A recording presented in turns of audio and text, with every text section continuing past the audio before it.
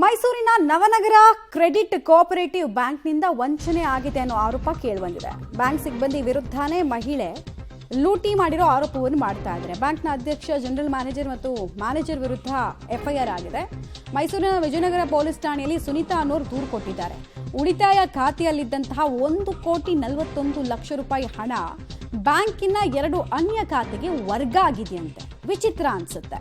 ಖಾತೆಯನ್ನ ಹೊಂದಿದಂತಹ ಸುನೀತಾ ಅವರ ಅನುಮತಿನೇ ಇಲ್ಲದೆ ವರ್ಗಾವಣೆಯನ್ನ 1,41,00,000 ಅವ್ರ ಸೇವಿಂಗ್ಸ್ ಅಕೌಂಟ್ನಲ್ಲಿ ಇದ್ದಿದ್ದ ಅಮೌಂಟು ಬೇರೆ ಬೇರೆ ಕಡೆಗೆ ಹೋಗಿದೆ ಅಂತ, ಟ್ರಾನ್ಸ್ಫರ್ ಆಗಿದೆ ಅಂತ. ಇಲ್ಲಿ ತನಕ ಇದನ್ನ ಪ್ರಶ್ನೆ ಮಾಡಿದಾಗ 25 ಲಕ್ಷ ರೂಪಾಯಿ ಮಾತ್ರ ವಾಪಸ್ ಬಂದಿದೆಯಂತೆ. ಉಳಿದ 1,16,00,000 ಕೊಡದೇ ಇದ್ದಿದ್ದಕ್ಕೆ ಅವರೀಗ ದೂರನ್ನ ದಾಖಲಿಸಿದ್ದಾರೆ.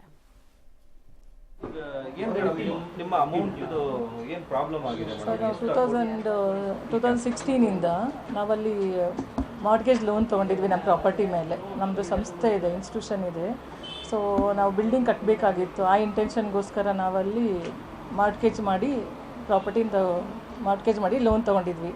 ಆಗ ನಮಗೇನೂ ತೊಂದರೆ ಇಲ್ಲ, ನಾವು ಲೋನ್ನ ಕಟ್ಕೊಂಡು ಹೋಗ್ತಾಯಿದ್ವಿ, ಏನೂ ಇಲ್ಲ. ಈ ಕೊರೋನಾ ಬಂದಿದ್ದ ಸಮಯದಲ್ಲಿ ನಮಗೆ ಲೋನು ಟಾಪಪ್ ಮಾಡಬೇಕಾಗಿತ್ತು. ಅದಕ್ಕೋಗಿ ನಾನು ಅಲ್ಲಿ ಅವರು ಅಪ್ರೋಚ್ ಮಾಡಿ ನಾನು ಕೇಳಿದಾಗ ಆಯಿತು ಮಾಡಿಕೊಡ್ತೀವಿ, ಏನೆಲ್ಲ ಸಮ್ ಡಾಕ್ಯುಮೆಂಟ್ಸ್ ಅಂತ ಕೇಳಿ ಓಡಾಡಿಸ್ತಾಯಿದ್ರು. ನಾನು ಬರ್ತಾಯಿದ್ದೆ, ಹೋಗ್ತಾಯಿದ್ದೆ.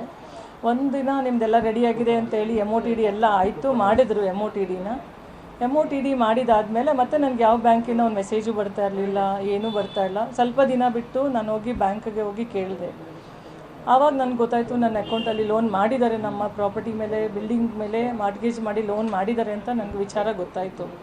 ಗೊತ್ತಾದ್ಮೇಲೆ ನಾನು ದುಡ್ಡಲ್ಲಿ ಅಂತ ಕೇಳಿದಾಗ ಬ್ಯಾಂಕಿಗೆ ಸ್ವಲ್ಪ ಏನೋ ಪ್ರಾಬ್ಲಮ್